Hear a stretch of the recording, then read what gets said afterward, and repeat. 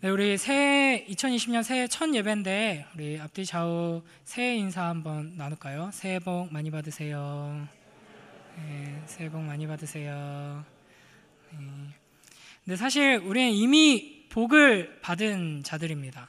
그래서 이렇게 또 인사해 볼까요? 새해 복 많이 누리세요. 네. 새해 복 많이 누리세요. 네. 네. 여러분, 이제 2020년 새해를 맞이하면서 여러분 어떤 소망을 가지고 또 어떤 계획들, 어떤 목표들을 또 새롭게 세우셨는지 모르겠습니다. 우리가 뭐 송구영신 예배랑 이렇게 연말을 지내면서 사실은 확인을 했죠. 연초에 아무리 계획을 세워봤자 아무 소용이 없구나. 이것을 우리가 이미 확인했지만 또 새해가 되면은 또다시 이런저런 계획들을 세우고 목표들을 또 세우고 또 소망을 가지게 됩니다. 뭐 세상 사람들은 주로 새해마다 이제 하는 게 이제 다이어트를 해야겠다, 뭐 금주를 해야겠다, 금연을 해야겠다, 뭐 이런 계획들을 많이 세우곤 하죠. 이제 우리는 이제 보통 이제 성경을 올해는 몇 도 가자, 또 매일매일 큐티를 하자, 뭐 이런 계획들을 많이 세우곤 합니다. 그래서 지난주에 주보 사이에 성경 읽기표 나눠드린 거 다 받으셨나요?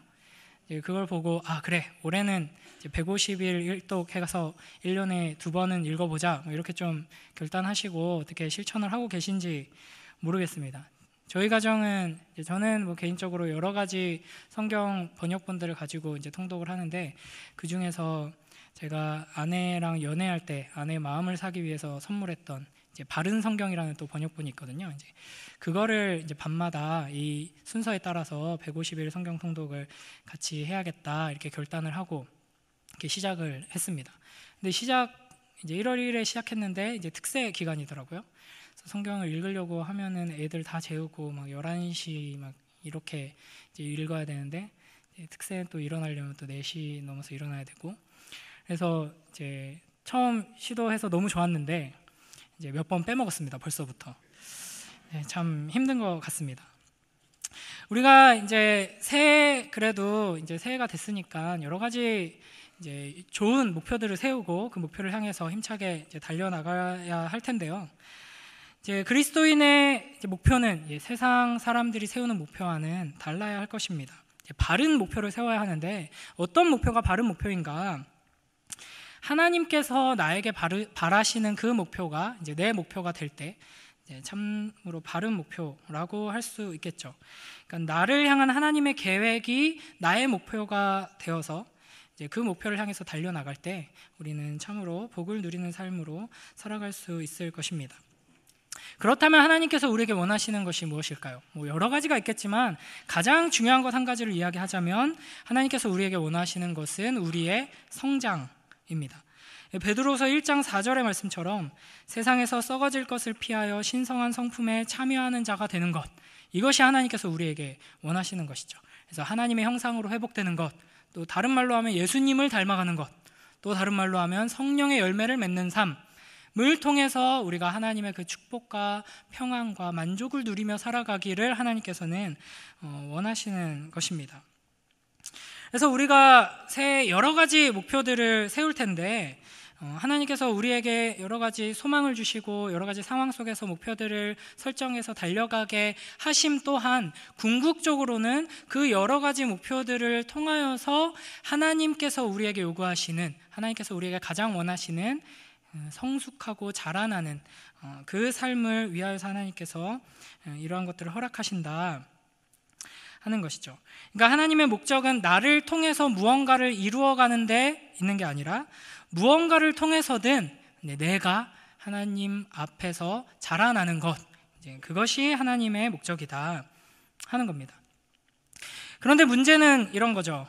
우리가 새해에는 거창하게 이런저런 계획 세우고 뭐 성경, 저는 벌써 첫 주 시작하자마자 몇 번 빼먹었지만 아내와 함께 성경을 이제 소리내서 같이 읽자, 뭐 가정 예배를 드리자, 뭐 아침마다 큐티를 하자, 이런 이제 소망을 가지고 이제 계획을 세우고 이제 실천을 하려고 몸부림치지만 이제 살아가다 보면은 뭐 바쁘고 또 정신없고 또 여러 가지 어려운 일들이 닥칠 때 타협하게 되고 또 잊어먹게 되고 그렇게 되는 겁니다. 그러니까 우리의 처음 목적, 소망은 저 높은 하늘에 있다가 점점 이제 현실로, 땅으로 이제 끌어내려지는 것이죠. 그래서 이제 당장 내 눈앞에 있는 이 문제가 해결되는 것이 시급하다. 지금 내가 처한 이 상황이 변화되는 것이 우선이다. 이렇게 생각하면서 거기에 집중하게 되는 것입니다. 이게 이제 우리가 쉽게 빠지게 되는 착각인데요. 우리가 처한 여러 가지 어려움이 해결되고 이 문제가 이제 사라지고 여러 가지 내가 이루고 싶은 이 목표가 이루어지면은 내 마음이 평안해지고 이제 그렇게 되면은 내가 하나님 앞에서 더욱더 하나님 잘 예배하고 이제 평안을 누릴 수 있다. 이런 식으로 생각하게 되는 것이죠. 그러나 마태복음 4장 4절에 보면 예수님께서 광야에서 마귀의 시험을 받으실 때 이렇게 말씀하십니다. 사람이 떡으로만 살 것이 아니요 하나님의 입으로부터 나오는 모든 말씀으로 살 것이라. 이 말씀이 신명기 8장 3절에서 예수님께서 인용하신 것이거든요. 우리 신명기 8장 3절 말씀 함께 읽겠습니다. 시작. 너를 낮추시며 너를 줄이게 하시며 또 너도 알지 못하며 내 조상들도 알지 못하던 만나를 내게 먹이신 것은 사람이 떡으로만 사는 것이 아니요 여호와의 입에서 나오는 모든 말씀으로 사는 줄을 내가 알게 하려 하심이니라. 아멘. 하나님께서 이제 만나를 이스라엘에게 베푸신 이유, 그리고 이스라엘을 이 광야로 인도하시고 낮추시고 줄이게 하신 이유가 무엇이냐? 사람이 떡으로만 사는 것이 아니고 하나님의 말씀으로 살아야 한다는 것을 가르치기 위해서다라는 말씀입니다. 그러니까 우리가 내 마음에 평안이 없고 기쁨이 없고 예배를 드려도 은혜가 안 되고 막 사랑할 수가 없고 용서가 안 되고 내가 지금 신앙생활을 잘 하고 있나 복잡하고 힘들고 괴롭고 이게 지금 내 통장 잔고가 두둑해지고 이제 말 안 듣고 방황하는 내 자녀가 정신 차리고 말 잘 듣고 내가 지금 취직을 해야 되는데 이 취직이 잘 되고 이런 문제들이 해결되면 이제 모든 게 다 잘 굴러가서 하나님 앞에서 잘 순종하게 된다. 이게 아니라는 것이죠. 이스라엘의 이 광야 생활과 또 더 길게는 이스라엘의 모든 역사를 통해서 하나님께서 분명하게 보여주신 것은 만나와 메추라기를 내려주시고 부족함 없이 먹게 해주시고 인도해 주시고 보호해 주셨는데 이스라엘이 어떻게 반응했는가? 불평하고 불만하고 하나님 말씀에 순종하지 않았던 것이죠. 그러니까 하나님께서 우리에게 베풀어 주시는 것을 통하여서 하나님이 어떤 분이신가를 기억하고 하나님께로 더욱더 나아가기에 힘써야 하는데 하나님께서 베풀어 주시는 것에도 불구하고 불평하고 불만할 뿐 아니라 하나님 그 베풀어 주시는 하나님을 바라보지 않고 베풀어 주시는 그 떡만 바라보면서 더 많은 떡을 요구하고 떡으로 만족하고 하는 게 이제 인간의 연약함이고 비참한 처지다라는 것입니다. 우리가 2020년 한 해를 살아가는 동안 하나님께서는 분명히 우리의 여러 가지 기도 제목들을 들으시고 응답해 주실 것입니다. 우리가 어려움에 빠졌을 때 건져주시고 우리가 도저히 해결할 수 없는 문제들을 하나님께서는 놀라운 능력으로 해결해 주실 것입니다. 그러나 이런 땅의 문제들, 떡의 문제들을 하나님께서 이제 해결해 주시고 응답해 주신다고 하여서 우리가 거기에 만족하고 안주하고 그 떡을 누리느라 하나님을 더 찾지 않거나 이제 더 많은 떡을 요구하는 대로만 나아간다면 우리의 삶을 돌아봤을 때 여러 가지 기도 제목의 응답이 있고 우리가 계획했던 여러 가지들이 아주 놀랍게 잘 성취가 되었다라고 하더라도 그 한 해의 인생은 결코 성공한 인생이다라고 평가할 수 없는 것이죠. 우리가 한 해를 살아가면서 여러 가지 성공이 있을 것이고 분명히 또 여러 가지 실패들을 경험하게 될 것입니다. 그러나 여러 가지 성공의 경험들과 여러 가지 실패의 경험들을 모두 통틀어서 하나님께서 그와 같은 경험을 사용하셔서 우리로 하여금 하나님을 더욱 바라보고 붙들고 의지하며 예수님을 닮아가게 하시고 성령의 열매를 맺게 하셨다면 우리의 삶은 분명 성공한 삶이 되는 것이죠. 결국 우리의 2020년이 이제 성공하느냐 실패하느냐 이걸 판가름하는 시금석은 이제 내가 올해 이 뱃살을 없애버리겠다라고 결단하고 결심하고 열심히 노력했지만 배는 더 나오고 옆구리까지 나오고 그랬다고 해서 2020년은 실패 이렇게 되는 게 아니죠. 내가 뱃살을 집어넣으리라 결심하고 열심히 노력했는데 뱃살을 집어넣었을 뿐 아니라 식스팩까지 만들었다 해서 성공이다 라는 게 아니죠. 내가 세운 목표가 얼마나 성취되었느냐 하는 게 기준이 아니라 이제 여러 가지 성공과 실패의 경험을 통하여서 내가 얼마나 하나님을 더욱 깊이 경험하고 주님 알아가고 닮아갔느냐 하는 것이 이제 성공과 실패를 판가름하는 기준이 된다 하는 것입니다. 그렇기 때문에 우리가 성공적인 2020년을 살아가기 위해서 가장 중요한 것 한 가지를 꼽자면은 하나님의 말씀을 굳게 붙들고 이 말씀에 순종하며 살아가기 위해 애쓰는 것이라고 할 수 있습니다. 오늘 본문을 보면 하나님의 말씀은 살아있고 활력이 있다. 근데 이전 개역 성경에서는 운동력이 있다 이렇게 표현하고 있죠. 하나님의 말씀은 살아있습니다. 설교를 통해서 선포되어지는 하나님의 말씀, 또 성경책, 이걸 또 우리는 하나님의 말씀이라고 하죠. 이 성경책은 죽어있는 책이 아니라 살아있는 책입니다. 이 성경책의 참 저자이신 성령 하나님께서, 삼위 하나님께서 지금도 살아 역사하시기 때문에 살아있는 책이다 라고 말할 수 있는 것이죠. 우리는 여러 가지 책을 통해서 많은 것들을 배웁니다. 그러면서 이런 표현을 하죠. 루터가 쓴 설교집이라든지 이런 책들을 읽으면서 내가 이 책을 통해 루터를 만났다. 이런 표현 하죠. 루터의 전기라든지 자서전이라든지 만약 이런 걸 읽는다면 이 책을 통해 그 저자를 만났다. 많이 배웠다. 이런 표현을 합니다. 성경을 통해서 살아있는 하나님의 말씀인 성경을 통해서 하나님을 만난다라는 것은 이 정도 수준의 의미가 아닙니다. 실제로 참으로 우리는 하나님의 말씀인 성경을 통해 살아계신 하나님을 만나게 됩니다. 그 하나님을 만나 교제하고 이 성경을 통해 하나님의 영광이신 예수 그리스도를 보게 되며 믿게 되며 그 예수 그리스도를 우리 안에 모시게 되며 영접하고 그 예수 그리스도를 통하여서 우리는 구원받고 새롭게 되고 닮아가게 되는 것입니다. 생명의 특징은 이제 활력이 있다라는 것이죠.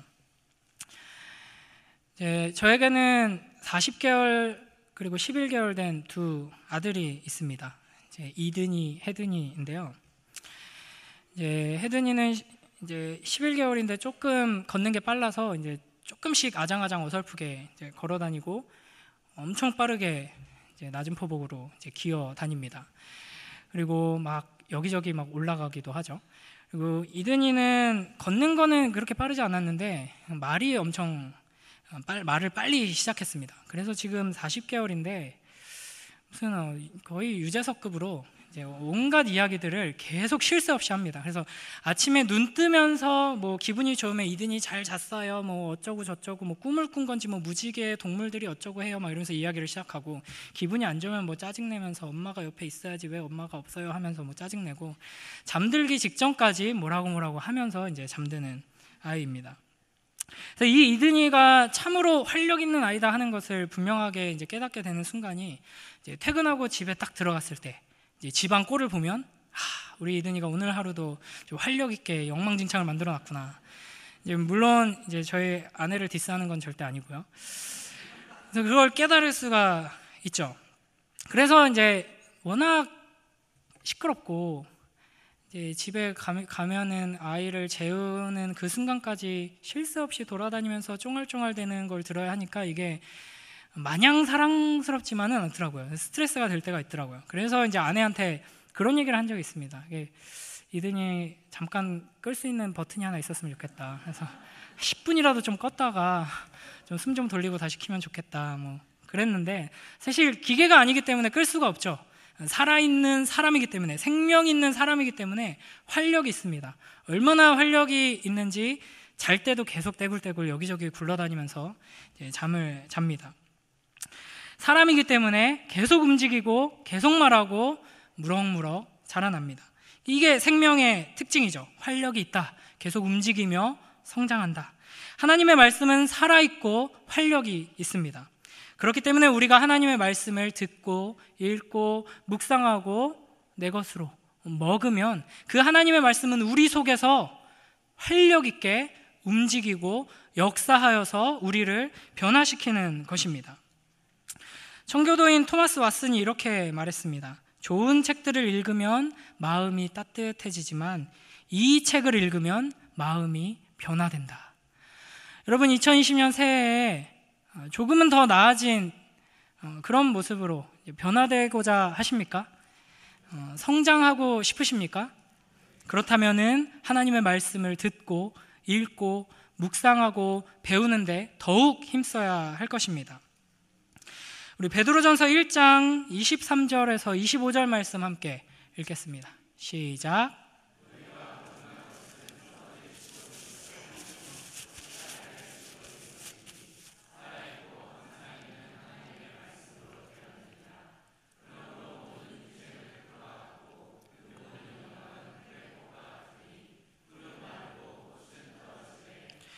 오직 주의 말씀은 세세토록 있도다 하였으니 너희에게 전한 복음이 이 말씀이니라. 아멘. 하나님의 말씀은 우리에게 생명을 주십니다. 죽어있는 우리를 살게 하십니다. 그리고 계속해서 활력 있게 생명으로 충만하여서 생명으로 살아가게 하십니다. 그리고 이 생명 가운데에서 자라나게 하십니다. 여러분, 워렌 버핏이라고 아시나요? 투자의 귀재라는 별명을 가진 전 세계에서 가장 유명한 투자 전문가인데, 제가 2020년을 맞이하여서 이 워렌 버핏이 아무에게도 공개 안 한 비밀스럽게 연구한 2020년 대한민국 어디에 투자해야 부자가 될 것인가 하는 이 비밀 문서를 입수했습니다. 그래서 이거를 로비에다가 제가 어디 잘 숨겨놓겠습니다. 이제 여러분 예배 끝나자마자 막 축도도 안 끝나는데 뛰어내려가서 막 구석구석 뒤지면서 어디 있나 찾아서 열심히 읽고 연구하시겠죠. 어디에 투자를 해야 될까? 왜냐하면 워렌 버핏이 말한 거라면 분명하기 때문이죠. 그 말대로 따라서 투자를 하면 엄청난 이득이 있을 것이 확실하기 때문입니다. 그런데 우리는 하나님의 말씀을 이렇게 설레하면서 어떤 유익이 있을까 하면서 읽지 않죠. 왜냐하면 이 말씀이 얼마나 귀한 것인지, 이 말씀을 통해서 우리가 얻을 수 있는 유익이 얼마나 위대한 것인지를 우리가 자꾸 잊어버리기 때문입니다. 워렌 버핏의 비밀 자료를 통해서 우리가 투자 대비 10배, 20배, 100배 얻을 수 있는 유익보다 하나님의 말씀을 통하여서 우리가 얻을 수 있는 유익이 비교할 수 없을 만큼 크고 영원하고 영광스러운 것입니다. 이 말씀을 통해 우리는 생명을 얻게 됩니다. 이 말씀을 통해 하나님께서는 우리가 생명 안에서 살아가며 자라나도록 축복하실 것입니다. 이 말씀 안에 생명이 있음을 기억하며 매일매일 이 생명의 말씀을 굳게 붙들고 그 안에서 이 생명의 유익을 풍성히 누리며 살아가는 우리 모두가 되길 주님의 이름으로 축원합니다. 제가 예전에 인터넷에서 어떤 자녀 교육에 대한 어떤 짧은 글을 봤는데요. 전문적인 글은 아니고 그냥 유머글 비슷한 거였습니다. 다시 찾아보려고 했더니 이제 잘 검색이 안 됐는데 대충 이런 내용입니다. 미국에 어떤 부부가 있었는데 좀 아이들을 여러 명, 어린 아이들을 여러 명 키우고 있었습니다. 그런데 이 아이들이 씻는 걸 너무 싫어하는 거예요. 밖에 나갔다 와서 손 씻어라 그러면은 막 싫다 그러고, 자기 전에 목욕하려고 그러면 막 짜증내고 도망가고, 머리도 안 감으려고 하고, 이빨도 안 닦으려고 하고. 그래서 어떻게 하면 아이들을 좀 잘 씻길까, 힘들이지 않고 씻길 수 있을까 막 고민하고 이런저런 것들을 시도해 봤는데 잘 안 되는 거죠. 그러다가 기발한 방법을 하나 생각해 냅니다. 어느 날 온 가족이 둘러앉아서 가족 앨범을 이렇게 보면서 막 이야기를 나누고 있었습니다. 그래서 아이들이 아주 아기일 때 그 사진들 이렇게 보면서 너희들 이렇게 쬐끔했었는데 뭐 이러면서 보는 거죠. 근데 이상하게 그 가족 사진 옆에 자꾸만 쬐끔한 더러운 버섯 사진 하나가 같이 있는 겁니다. 그래서 보다가 아이들이 물어보는 거죠. 아빠, 여기 버섯 사진이 왜 있어요? 이렇게 물어보는 거죠. 그때 엄마 아빠가 분위기를 탁 잡고, 그래, 이제 너희에게 이야기를 할 때가 된 것 같구나 하면서 이야기를 시작합니다. 너희들이 이 세상에 태어나기 전에 너희에게는 형이 한 명 있었어. 톰이라는 아이였지. 그런데 너희 형 톰은 씻는 걸 너무 싫어했어. 그래서 씻지도 않고 머리도 안 감으려고 하고 양치도 안 하려고 하고, 그러다가 9살이 되던 해 버섯이 되고 말았지. 이 버섯이 바로 너희 형 톰이야. 톰을 기억하기 위해 우리는 가족사진 옆에 항상 이 버섯을 놓는단다. 이렇게 이야기를 심각하게 한 거예요. 그랬더니 아이들이 울면서 내가 먼저 씻을 거야 하면서 이제 화장실로 달려갔다는 그런 이야기가 있었습니다. 근데 저희 이든이가 이제 조금씩 반찬 투정도 하고 밥을 잘 안 먹으려고 할 때가 있더라고요. 뭐 자기 마음에 드는 건 뭐 배가 볼록 나올 정도로 많이 먹습니다. 뭐 우동 같은 거는 저보다도 많이 먹고요. 근데 좀 어느 날은 또 잘 안 먹으려고 하고, 뭐 한두 숟갈 뜨고는 뭐 물 한 모금 먹고 먹겠다 하고, 제가 억지로 떠 먹이려고 하면 손을 이렇게 하고 막 딴 데를 쳐다보고, 뭐 주스 한 모금 먹고 먹겠다 핑계 대고, 뭐 말도 안 되는 뭐 저기 색종이 노란색을 접어야 된다고 하면서 이제 가가지고 색종이를 들고 오고 하기 힘들더라고요. 아주 어떻게 잘 먹일 수 있을까 고민을 하다가 이제 이든이한테 좀 물어봤습니다. 이제 보통 이제 말이 빠르기 때문에 좀 대화로 풀어가려고 하는데, 이든아, 밥을 무럭무럭 아빠처럼 무럭무럭 크려면, 하다가 이제 아빠처럼 하면 안 되겠다 해가지고 그 진홍이 삼촌처럼 천장에 닿을 만큼 이제 거인처럼 무럭무럭 크려면 어떻게 해야 할까 이렇게 물어봤습니다. 이거는 제가 좀 세뇌 교육을 시켜놨거든요. 그래서 잘 먹고 잘 자야 돼요 이렇게 대답을 하더라고요. 그렇게 잘 알면서 이렇게 안 먹니? 그러면은 잘 안 먹으면 어떻게 될까 이렇게 물어봤습니다. 제가 예상했던 대답은 뭐 아파요 뭐 이런 걸 생각했는데, 이든이가 잘 안 먹으면 어떻게 될까 했더니 작아져요 그러더라고요. 그래서 잘 먹으면 커지고 안 먹으면 작아진다고 생각하는구나, 신기하네라고 하다가 제가 좀 그때 이 버섯 이야기가 생각나가지고 갑자기 좀 분위기를 잡았습니다. 저희 식탁 옆에 큰 어항이 하나 있거든요. 거기에 작은 물고기들 사이에 이제 조금 비교적 큰 주황색 물고기랑 검은색 물고기가 한 마리씩 있습니다. 그래서 좀 심각하게 이든이한테 이야기를 했죠. 이든아, 드디어 이 이야기를 너한테 할 때가 됐구나. 이제 사실 이든이 혜든이가 태어나기 전에 이제 형이 2명 있었어. 이제 가든이 형하고 고든이 형이라는 형들이 있었어. 그런데 그 형들은 이든이만큼 무럭무럭 잘 자라는가 싶다가 자꾸 밥을 안 먹으려고 하더라고. 밥을 안 먹고 주스만 마시고 과자만 먹고. 그래서 아빠는 너무 걱정스러웠지. 그런데 결국에는 잘 안 먹으니까 점점 작아져서 혜든이만큼 쬐끔해졌어. 그런데도 계속 안 먹어서 결국에는 이렇게 손가락만큼 쬐끔해져서 지금 저기 어항에서 수영을 하고 있단다. 이렇게 이야기를 해줬죠. 그러면 이든이가 이제 울면서 나는 먹을 거예요 이럴 줄 알았는데, 너무 신기해하면서 가든이 형, 고든이 형 저기 수영하고 있어요 막 이러면서 막 검은색이 가든이 형이지 막 이러고 결국에는 안 먹더라고요. 그래서 저희 가정의 제일 이제 걱정거리 중에 하나는 뭐 비교적 잘 먹지만 사실은 뭐 이제 남들보다 월등히 많이 먹어야지 조금 소망이 있기 때문에 저희 집안 이제 유전자 특성상 이제 잘 먹었으면 좋겠다 하면서 어떻게 잘 먹일까 이걸 계속 고민하고 있습니다. 그래서 아이들이 뭔가를 이제 좋은 것들을 잘 먹었다 하면은 그날은 기분이 참 좋고 이제 편안한데, 잘 안 먹고 과자만 먹고 막 떼쓰고 그러면은 너무 걱정스럽고 신경이 쓰이더라고요. 왜냐하면 제대로 먹지 않고 무럭무럭 자라는 아이는 없기 때문입니다. 제대로 먹지 않고 건강하게 활력 있게 살아갈 수 있는 아이는 없기 때문입니다. 하나님께서 생명의 말씀인 이 하나님의 말씀을 제대로 먹지 않고 하나님 앞에서 살아가고 있는 우리를 볼 때 어떤 마음이실까 좀 생각하게 되는 것 같습니다. 하나님을 아버지라 부르면서 저 뭐 방 안 어지르고 이렇게 오늘 잘 있었어요 하면은 하나님께서 기분 좋아하실까요? 활력 있게 이제 장난감도 막 어지르고 막 낙서도 하고 해야지 기분이 좋지. 밥을 안 먹으니까 삐쩍 꼴아가지고 이제 누워가지고 빌빌거리면서 아무것도 못한 채 누워있는 자녀를 보면 그 부모의 마음은 찢어질 겁니다. 저 어지르지도 않고 잘했죠? 아무것도 안 하고 오늘 하루 종일 있었어요. 아무것도 안 먹고. 하나님의 마음은 찢어지시겠죠. 우리가 건강하려면 그리고 성장하려면 가장 기본적인 것이 잘 먹는 것입니다. 근데 이제 또 문제는 잘 먹어야 되는데 이 하나님의 말씀이 지금 맛이 없다는 게 문제죠.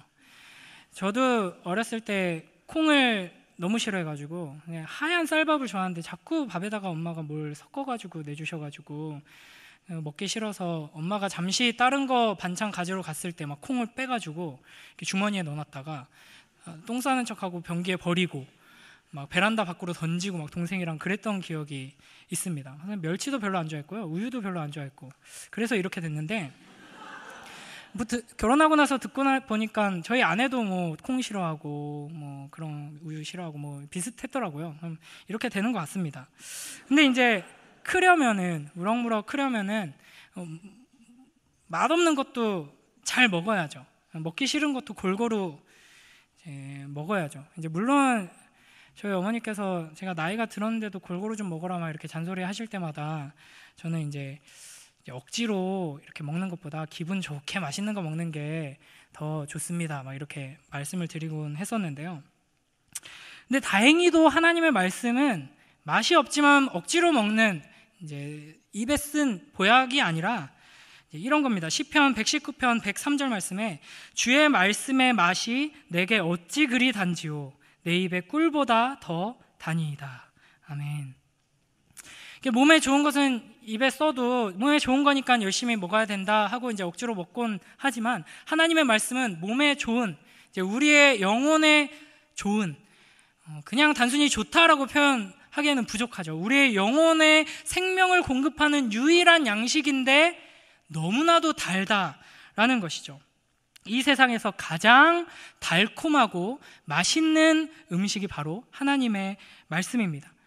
설교를 통해서 또 개인적으로 경건 시간에 하나님의 말씀을 읽고 묵상하고 또 함께 모여서 하나님의 말씀을 배우고 나누는 이 시간들을 통해서 우리가 하나님의 말씀을 먹을 때마다 이와 같은 고백이 터져나오는 그런 놀라운 축복이 우리 안에 가득하길 주님의 이름으로 축원합니다.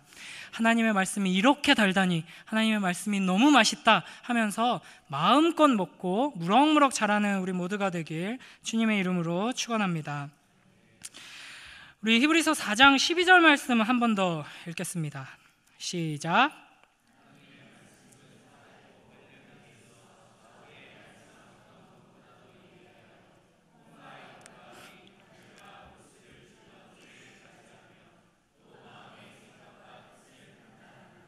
아멘. 살아있고 활력이 있는 하나님의 말씀이 우리 안에서 이제 어떠한 일을 하시는가, 어떤 방식으로 역사하시는가, 좌우의 날선 검과 같이 예리하게 혼과 영과 관절과 골수를 찌르고 쪼갠다. 마음의 생각과 뜻을 판단한다. 이렇게 말씀하십니다. 이제 이렇게 하나님의 말씀을 검으로 표현하는 부분이 종종 등장합니다. 에베소서 6장 17절에서도 하나님의 전신갑주에 대해서 묘사하면서 바울이 성령의 검 곧 하나님의 말씀 이렇게 표현하고 있고요. 요한계시록 1장 16절에 이제 그리스도에 대한 환상에서 그의 입에서 좌우의 날선 검이 나온다 이렇게 또 표현하기도 합니다. 그러니까 하나님의 말씀은 검인데 이제 좌우의 날선 검이죠. 이게 뭐 이런 의미로 생각할 수 있습니다. 그러니까 두 가지 용도로 이제 탁월하게 이제 그 역할을 하는 검이다 하는 거죠. 하나는 마치 수술용 메스처럼 우리의 관절과 골수와 우리의 내면 깊은 곳까지 다 찌르고 쪼개서 그 안에 숨어있는 암덩어리들을, 죄악 덩어리들을 끄집어내는, 우리를 살리는 칼이다 하는 것이고요. 또 한 가지는 이제 심판의 칼로서 이제 등장하고 있습니다. 사실 이 히브리서 전체 맥락에서는 이제 심판의 칼, 이 심판의 맥락이 가장 이제 강조되고 있는 지점이긴 한데요. 오늘은 이제 그 부분은 다음에 살펴보도록 하고, 오늘은 이제 이 말씀이 우리 안에서 이제 어떻게 역사하는가. 이 말씀이 우리 안에 들어왔을 때 그리스도께서 마치 이제 성경이 그리스도를 용사로 많이 표현을 하죠. 그리스도께서 마치 칼을 높이 들고 이제 이 전쟁터의 최전선에서 용감하게 싸우시는 것처럼 하나님께서는 우리 안에서 우리의 죄악과 싸우시는 것입니다. 우리의 죄악과 싸우셔서 우리를 세우시고 또 교회를 세우시고 하나님의 뜻을 이루어 가시는 것이죠. 이 싸움에 주님께서는 우리를 동참하도록 부르십니다. 근데 어떻게 우리가 이 싸움에 동참할 것인가? 여기에도 뭐 여러 가지 요소들이 있겠지만 마찬가지로 가장 중요한 기본은 바로 하나님의 말씀입니다. 하나님의 말씀을 가까이 하고 하나님의 말씀을 붙들고 의지할 때 그 말씀으로 우리 안에 임하셔서 우리 안에 있는 온갖 더러운 것들, 연약함들, 우리의 죄악들, 하나님을 미워하고 죄를 더 사랑하는 여전히 부패해 있는 이런 우리의 본성들과 싸우시는 그 그리스도의 영광스러운 거룩한 싸움에 우리가 동참함으로써 그 승리를 맛보고 누릴 수 있게 되는 것이죠. 하나님의 말씀을 가까이 함으로 이 거룩한 싸움에 동참하고 그 승리를 맛보는 우리가 되길 주님의 이름으로 축원합니다. 디모데후서 3장 16절 17절 하나님의 말씀에 대해서 설교할 때 빠질 수 없는 본문이겠죠. 함께 읽겠습니다. 시작.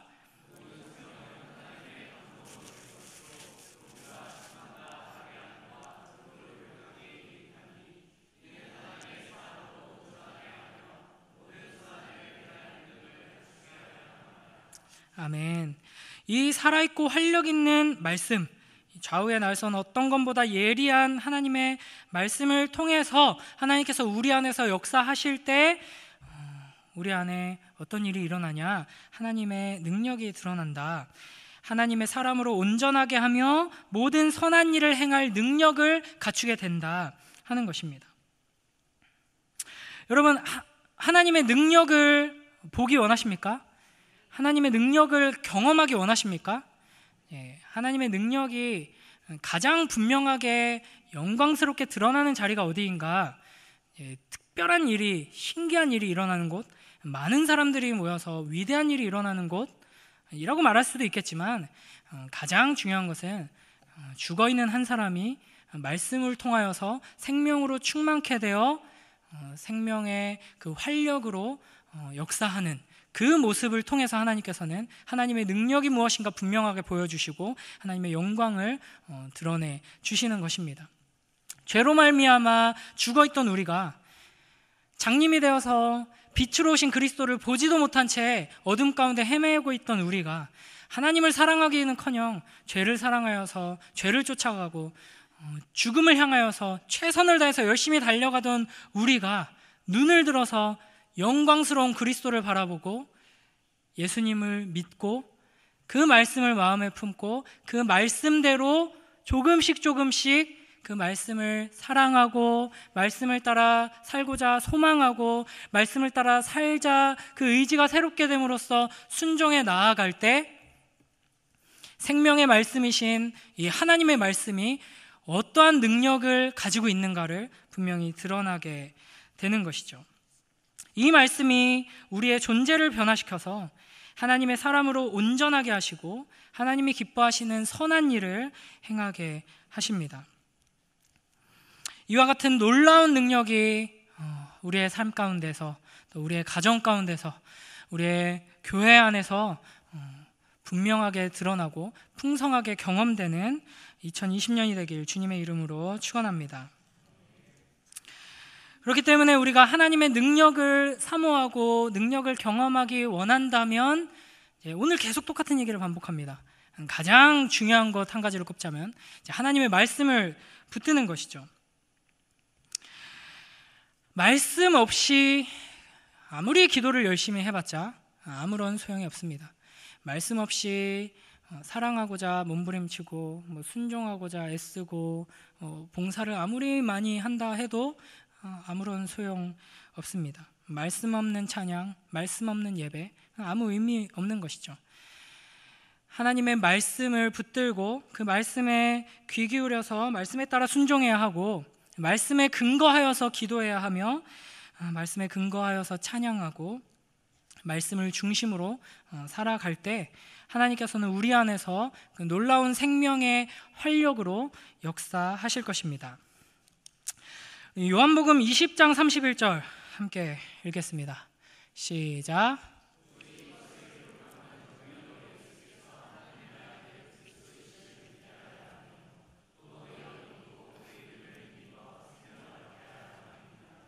아멘. 요한복음 20장 31절 말씀은 요한복음의 기록 목적에 대해서 밝히고 있는 구절이면서 동시에 이제 하나님께서 하나님의 말씀을 우리에게 주신 목적이 무엇인가 넓게는 그것을 말씀하고 계시죠. 하나님께서 왜 하나님의 말씀을 우리에게 주셨는가? 믿도록 하기 위해서입니다. 하나님의 말씀을 통하여서 말씀을 듣고 들음에서 믿음이 나죠. 하나님의 말씀을 통하여서 우리는 믿음에 이르게 됩니다. 그러나 믿음이라는 것은 어떤 한순간의 이벤트가 아니죠. 한번 믿고 끝나는 게 아닙니다. 믿고 계속 믿어야 합니다. 그게 믿음입니다. 그래서 계속 믿도록 하기 위해서 하나님께서는 우리에게 하나님의 말씀을 주시고 듣게 하시고 하나님의 말씀을 붙들게 하시는 것이죠. 하나님의 말씀을 통하여서 생명이 우리 안에 심겨지고 또 계속해서 이 생명을 가지고 활력 있게 살아가며 자라나도록 하기 위해서 우리는 하나님의 말씀을 계속 듣고 하나님의 말씀을 계속 붙들어야 한다는 것입니다. 예수님의 제자들은 말씀이신 그리스도와 직접 대화를 나누고 직접 예수님을 보고 만지고 동행을 했었죠. 그러나 예수님께서 죽으시고 부활하신 이후에 이제 마리아에게 나타나시고 나서는 나를 붙들지 말라 마리아에게 말씀하시고 이제 승천하셨습니다. 왜냐하면 이제는 그리스도께서 우리에게 성령을 통해 성경 말씀으로 하나님의 말씀으로 말씀하시며 함께 하시며 역사하시기 때문입니다. 그래서 엠마오로 가는 두 제자에게도 예수님께서 함께 걸어가셨는데 그 두 제자는 예수님을 봤지만 보지 못했죠. 알아채지 못했습니다. 눈으로 보고 옆에서 직접 만질 수 있었지만 깨닫지 못하고 믿지 못했죠. 예수님께서는 어떻게 하셨냐면 그들에게 하나님의 말씀을 풀어서 설명해 주셨습니다. 예수님께서 승천하시고 성령을 보내신 이후에 하나님께서는 어떻게 우리와 함께 하시고 우리를 인도하시고 우리 안에서 역사하시는가? 하나님의 말씀을 통해 성령을 통하여서 우리에게 말씀하시고 역사하신다 하는 것입니다. 이와 같은 하나님의 일하심을 소망하며 우리는 계속해서 하나님의 말씀 앞에 나아와야 하는 것이죠. 우리 13절도 한번 읽어보겠습니다. 히브리서 4장 13절 함께 읽습니다. 시작.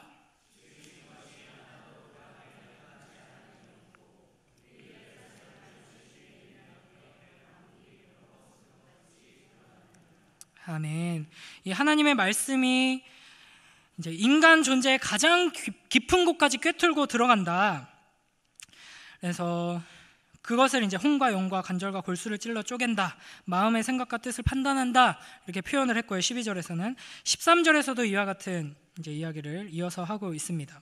그래서 모든 것의 본질이 하나님 말씀 앞에서 분명히 드러나게 된다라는 것이죠. 이것 때문에 우리는 계속해서 하나님의 말씀을 매일매일 붙들고 하나님의 말씀에 빛 앞에 우리를 비추어야 하는 것입니다. 여러분, 우리는 사람들을 속일 수 있습니다. 내가 믿음이 없지만 믿음이 있는 것처럼, 내가 순종하고 있지 않지만 순종하는 것처럼 사람들을 속일 수 있죠. 그거는 사실 중요한 게 아닙니다. 제일 무서운 거는 나 자신을 속일 수 있다는 겁니다. 내가 제대로 믿고 있지 않으면서도 난 잘 믿고 있다. 순종하지 않으면서도 이 정도면 뭐 하나님 자녀답게 살고 있는 거지. 이렇게 스스로 속아 넘어가기가 너무나도 쉽습니다. 하나님의 말씀을 계속해서 붙들지 않고 하나님의 말씀의 빛 앞에 나를 비추지 않는다면 말이죠. 우리가 하나님의 말씀을 듣고 또 읽고 하나님의 말씀 앞에 나를 노출시킬 때 어떤 일이 일어나는가? 하나님의 말씀의 빛으로 나의 실체를 낱낱이 드러내 주십니다. 내가 얼마나 끔찍한 죄인인지, 내가 여전히 하나님을 사랑한다고 하고 여러 가지 봉사를 하고 주님 사랑해요 이렇게 손들고 찬양하고 앞에 나와서 심지어는 이렇게 설교를 하고 하지만 여전히 내 마음속 깊은 곳에는 하나님보다도 죄를 사랑하는 그 마음이 여전히 남아있다. 네 잘하고 있다고 생각하면 안 돼. 네 실체를 봐.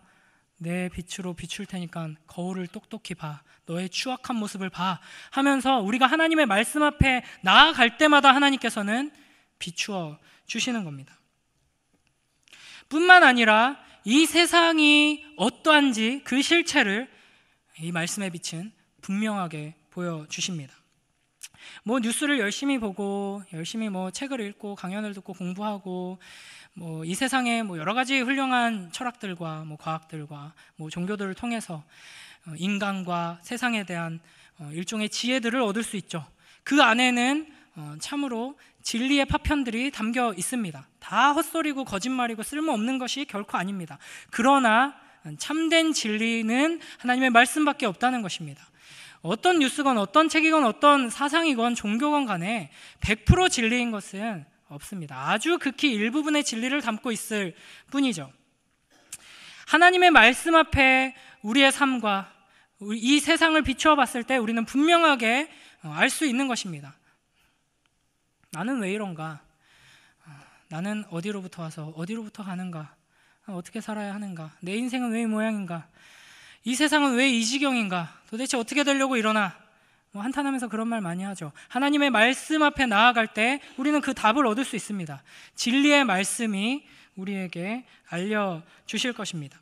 그리고 이 진리를 마주할 때 비로소 우리는 무엇을 소망해야 하며 어떻게 살아야 하며 지금 내가 가장 중요하게 여기며 기도하며 간구하며 애써야 하는 것이 무엇인가를 알 수 있게 되는 것이죠. 그렇게 될 때 비로소 우리는 하나님을 닮아가고 성령의 열매를 맺는 변화로 나아갈 수 있게 되는 것입니다.